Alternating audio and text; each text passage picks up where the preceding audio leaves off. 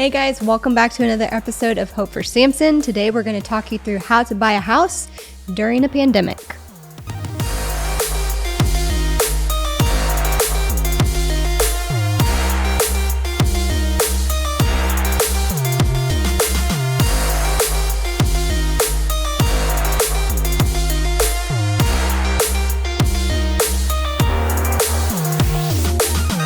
So buying a house can be one of the most important steps that you take in your financial journey. In fact, for some people, I think for most people, it is probably the most important financial step you could take because it really does set you up for the future and even sets up your family and your legacy after you once you buy a house. And so it is a very good thing to do, but not a lot of people do it at the right time. Would you say? I would say it's probably one of, if not the most neglected advice that we give people. Like, people come to us advice and we tell them how we feel about certain financial decisions they may be considering. And this may be the thing that is the least listened to advice that we give. You're not really listening to me, are you? Yeah. And so while it is a good thing, if it's done at a not a good time, it becomes a bad thing. Yes. Right. And so I was thinking of it like this. Okay. For those of you guys who don't know about my weight, Tell us. If I was to lose 50 pounds today, I would once again have abs. My wife would be so attracted to me. It would be back to like peak Samson days, right? Totally fit. Babe, you're awesome. still in your peak. Okay. She's such a good liar. But it would be wonderful, right? Today I lost 50 pounds would be great because my metabolism at this point is I look at a cheeseburger and I gain 15 pounds. Okay. That's just my life right now. But there was a time in my life when I was in college when my weight was around like 155. I see these pictures of him and I'm like, how? Yeah. Like you look like a teeny tiny teenager. Yeah. I was a skinny little kid. He was so cute though. But at 155, if I lost 50 pounds, man, I would be dead. Like it wouldn't be a good thing. And so a good thing happening at a good time makes it a great thing. And so that's what I would say when it comes to home buying is that it can absolutely be a great thing if it's done in the right order at the right time in your life. But if you get it out of order, it could really, really set you back and it could actually really hurt you and your family. Mm-hmm. And so we've seen a lot of people make that decision in the wrong way. And we've seen some great people do it in the right way and it'd be a great thing for them. And so we just want to walk you through what that looks like to do it the right way at the right time. Yes. So number one would be to get a good realtor. Yes. Yeah. So you want this person to be very versed in the whole house buying culture, of course, but not a super close friend or a family member. And why do we say that? We say that because sometimes there can be this odd emotional component when you don't necessarily want to buy a certain house, and they think that you should because it's such a good deal or whatnot. You don't want there to be too much of an emotional component, right? But you do want that person to be very trusted, and you want them to be well-versed in their industry. Yeah, absolutely. And it's okay to have a friend or family member who is helping you buy a house, who's a realtor. That's okay if they're just great at what they do. Mm-hmm. Then it's to your advantage to hire them. But think about a lot of times it's like, oh yeah, I got this cousin who just started, doing real estate. That happens. That's who I'm going to go with, I guess. Mm-hmm. And so you really want to interview this person because this could be one of the most important financial decisions of your life. It's one of the biggest financial steps of your life. And so you don't want to put that in the hands of just anybody. Mm-hmm. You want to make sure somebody who's good at their job is working with you. Yes. And I remember back when Samson bought our first house, he actually fired his realtor at one point. And why was that? Because in this market specifically today, even more so than back then, you have to have somebody that reacts very quickly to the market. So if they're kind of dragging their feet in the process and not showing you houses quickly, guess what? That house might not be on the market in less than 24 hours, And so you have to have somebody that is willing to be very efficient with their time and with your time and, get you informed quickly because time is of the essence right now. Yeah. And so I don't want to sound mean, like I fired somebody in a But very he mean did. way. You're fired. But the situation was I was looking for houses, and I went on Zillow, like probably most of you would do. I found a house and I called up the listing agent realtor, and he happened to be the guy that showed up. And so it wasn't the right house. And he's like, hey, I can help you find different houses. And so he that day became my real estate agent. Well, the issue was like he wasn't finding any houses. We weren't making any progress. And when I asked him for advice, he was like, I don't really know. And then one day I sat down with him and I said, hey, I just have a quick question for you. Like, you probably have a lot of people you're, buying houses for or working with right now. And he says, actually, no, this would be the first house I sell this year. This was like halfway through the year. And so I realized this is probably not the person I want to hitch my wagon to, at least as far as my house buying wagon. Yes. And so I realized I needed to make it go a separate direction. And I actually found a great realtor that, was Recommended by a friend. Yeah, came with a great recommendation and was fantastic. And so I remember we sat down with him and he just understood kind of what to do. And so he walked me through the steps. He was well versed, well educated. This wasn't the first house he sold. And what I loved was he sat down, he made a list of what my expectations were for this house. That brings us into our next point, which would be a good realtor is going to bring your expectations down to reality. Yes. And so he just helped me figure out what those expectations should be within my price range too. And we actually found a great house pretty quickly after that, after looking at several of them, maybe like 3 or 4 of them. We found just a perfect house and I knew that was it. It's kind of funny, right? When you have like a couple that's making like a joint $50,000 a year and they kind of are so excited about the house buying prospects and they're like looking at houses and you're thinking through your head, you're like, that's too much house for you to handle. Like you guys need to adjust your expectations and you need to do it like now, And so I think that kind of rolls into why this is such a hard advice for people to listen to, right? Because the bank is telling you, you can afford this. In fact, you can afford $50,000 more than what you thought you could afford. And they are throwing money at you, right? And as a young couple in your early 20s, you don't know how to process that. You don't know how to push back on that. And so when 2 people come along and be like, I know the bank is telling you one thing, but we're going to tell you something completely different. It's really hard for those individuals to process that advice. So it's true. And a real estate agent can also be somebody that doesn't respect your budget, which brings us to our next point is you really want somebody that's going to respect your budget. Yeah, absolutely. I actually remember when I was looking at one of the things I loved about my realtor, I saw this house before the house we settled on. I saw this other house that was a newer home, was, slightly above, what I was looking for, but it felt like it had all the bells and whistles. And then, like as I was talking to my realtor, it kind of came down to that house and the house that we eventually settled on, which is an older home. And while the older home was a little bit cheaper, and I'm talking to him and I was like, I think maybe I'm leaning towards the newer home. I don't know. And he actually was looking at it and he said, you know what, if I was in your shoes, I'd buy the older home.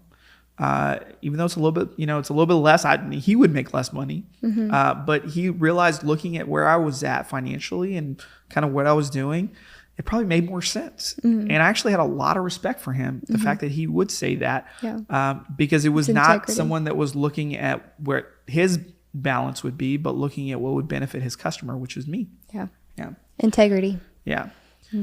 So second, as you're researching and you're buying a home, look at the school system. That's right. This can be a really, really big component of your whole decision-making process. Even if you don't have children or even if you're not really planning on having children, the school system has a big impact on how you're going to be able to sell that house in the future, right? So if it's declining and it's just not got good reviews, and it might be something to consider to go for a school system that's that has really good reviews and well respected in your community. Yeah. But I would also say on that note, don't overvalue the school system because the reality is for you personally, when you come in, one, you may not have kids. And so you may not ever take advantage of that. Ever. Yeah. But 2 is your kids may not be a good fit in the school. Maybe it was a great school system until your kids got in it. Okay.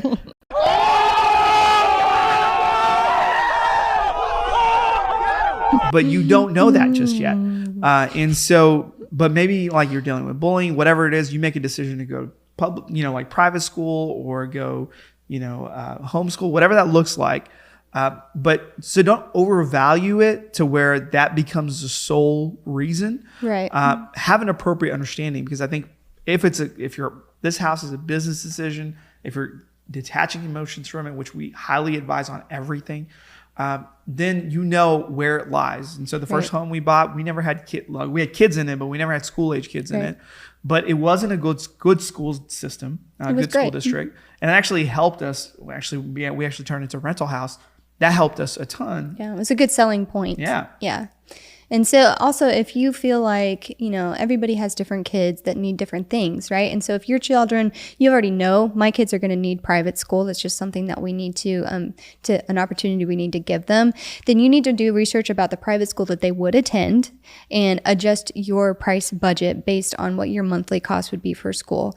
Because, private school is pricey. You don't want to go into this decision being like, oh, we'll deal with that when it comes, because that could be a really big problem that you come into once your kids get to be of school age.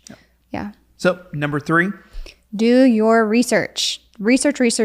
You cannot do too much research. Let's go ahead and consider a couple of statistics. Is this price inflated? Newly listed home prices have risen 32.6% since the beginning of the pandemic in 2020. Since March of 2020, interest rates on 30-year fixed-rate mortgages have hovered nearly 3%, often going well under 3% and not going higher than 3.11 since July of 2020. Between 2018 and 2019, median house prices rose only $13,000, but between 2019 and 2020, they rose $25,000. And then between May of 2020 and May of 2021, they rose $66,000.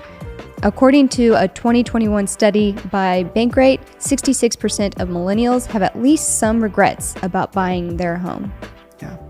So that's why you should not rush into this decision when it comes to buying a home, right? Take your time, do the research, see what fits in your price range, because, man, you don't want to put yourself like I said, it's a good thing to do, but at a bad time, it just becomes an overall bad decision. Yeah. People assume for some reason that living in a rented home is like the worst decision financially ever that or you an can apartment. make. But that's actually really appropriate for a lot of people. And so I don't want you guys to rush into this decision thinking, man, my family's putting pressure on me, my spouse is putting pressure on me. Like, I really just feel like I need to get out of an apartment, get out of this rental, because I'm throwing money away on rent. Well, the actuality is you're going to be spending so much money more than your mortgage on owning a home.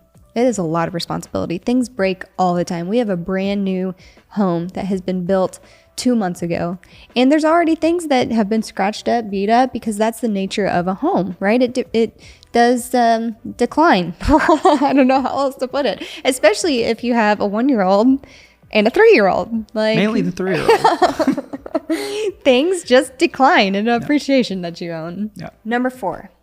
If you can't afford 20% down, this might not be the house for you. That is really hard to hear.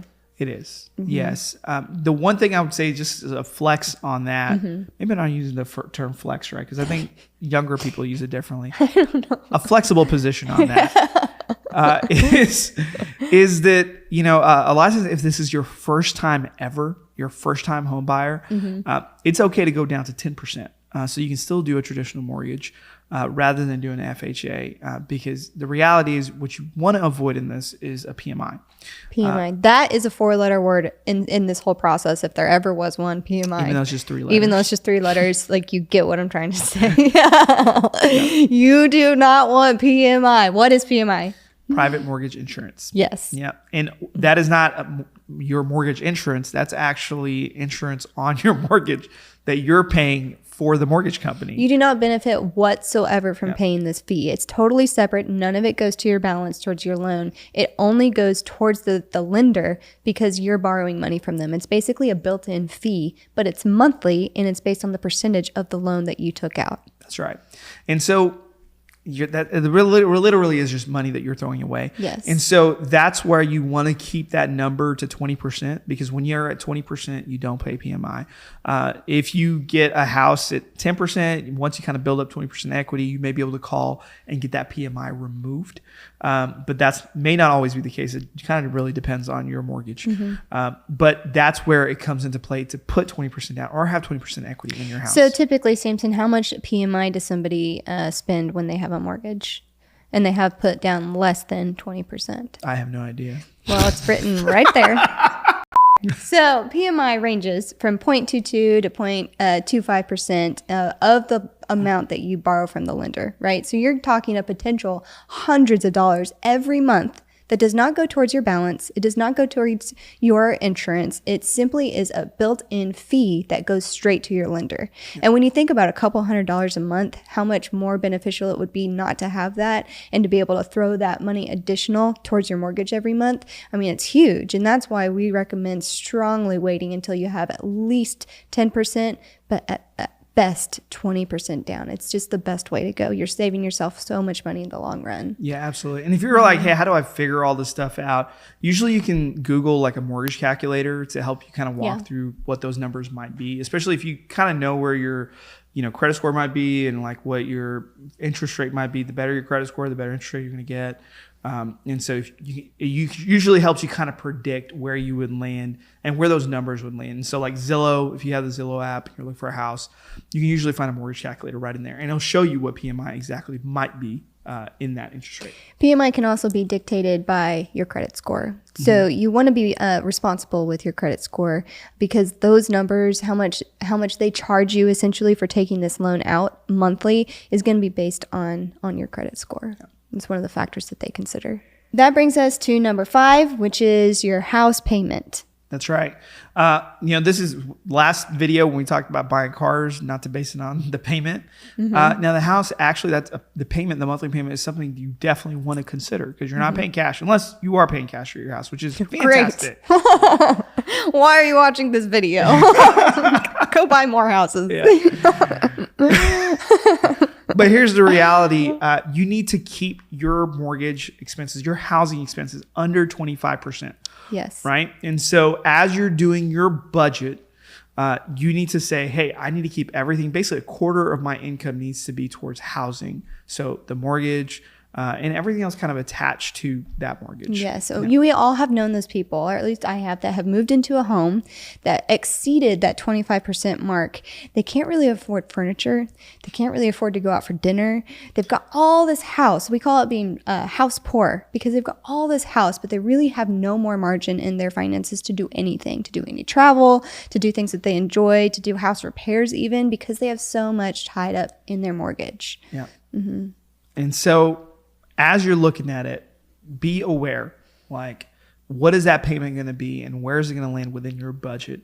And also, like, as you're looking for it, this also brings up whether you should get a 15-year or a 30-year loan. So kind of help us understand that. So the 15 versus the 30, the 15-year fixed rate mortgage is what you want. It will save you money in the long run. Now, on a house with a value of about $250,000, just to kind of put this number into perspective, because even when I was going over these notes, I'm like, that's just blowing my mind, the difference. So if you're buying a $250,000 house and you use a 15-year fixed mortgage instead of a 30-year, you will, over the course of that loan, save $100,000. $100,000. Just think that through. So really, when you're going into the situation and the bank says you can afford XYZ, what you really want to consider is, how much is my payment going to be for a 15-year fixed, so that I can save $100,000 over the course of this loan. Yeah. And maybe you're already in a home right now and you're already in a 30-year mortgage. You can actually pay it off like it's a 15-year. Yes. So you add a little bit more each month, so that as if it is a 15-year loan, and that actually helps you get pretty close. And so that way you don't actually need to go out and refinance your current home to get it to a 15-year, because you're going to pay a bunch of fees to get that. Rather, you can just pay a little bit more and pay it off a little bit quicker. And some people actually don't even know that you're allowed to pay more or you're supposed to pay more than your mortgage. That's actually a tool that you can use so that you can get ahead, because at the minimum, you're building equity into your house. which is a great thing to do. It's like a forced savings plan. Dave Yeah. Ramsey always says that. So Yeah. we want to echo that sentiment. It's a forced savings plan. Yes. Your home will appreciate over time. Unlike a car, your home will appreciate. Yeah. You know, one of the most beautiful things about having a home, having a house, is that it becomes the place where your family grows, you get invested. There's so many great memories. And sometimes you think newer, new build, like design everything, like that's what it's all about. But I really like my 3-year-old's perspective on this, right? So we just moved into our new home 2 months ago. 2 months ago. So we're still getting settled in. But one person, everybody loves our house. We love our house. I love it. The only person in our family that doesn't love our house is our 3-year-old. I know. He calls this the new house, and he calls our old house the cool house. Or the special house. He goes back and forth between those terms. So anytime that we have a video on our phone, like of some memory of him playing at the old house, he goes, it's the special house. And he'll sometimes cry and be like, I wish I could go to the special house. It is so sad. But at the same time, it's kind of, it brings you back down a little bit to the reality that, like it's not about how big the house is. Of course, this is a much newer home and it's much shinier. But to our 3-year-old, he still prefers a house that was built in 1980 something. The house he was born and brought into, right? And so what I would tell you is this: there's somebody on the other line of the video, right, that needs to take this home with you. Okay, that needs to think about this. Is you're thinking, man, because I'm trying to get ready for my family, I'm trying to have a beautiful, all this kind of stuff, and it really doesn't matter. Because at the end of the day, like it is a place for your family to grow, and wherever you're at, if you appreciate what God is doing to bring you into that home, you'll make special memories and you'll have special moments in that home. And at the end of the day, that is what it's all about. And so as you're thinking about new home purchases, all that kind of stuff, have a sense of it. It really is just a house until you make it a home. And it doesn't matter if it's, a $50,000 home or $500,000 home. It's what you make of it that matters at the end of the day. Oh, babe, that's really well put. I think that wraps us up, guys. So we will catch you on the flip side. Thank you for watching. Thanks so much for watching that video with us, guys. We really appreciate you, and we want to be here for a resource for you. So please feel free to reach out with any questions that you might have. Also, be sure to like and subscribe and hit that little notification bell so you can stay up to date.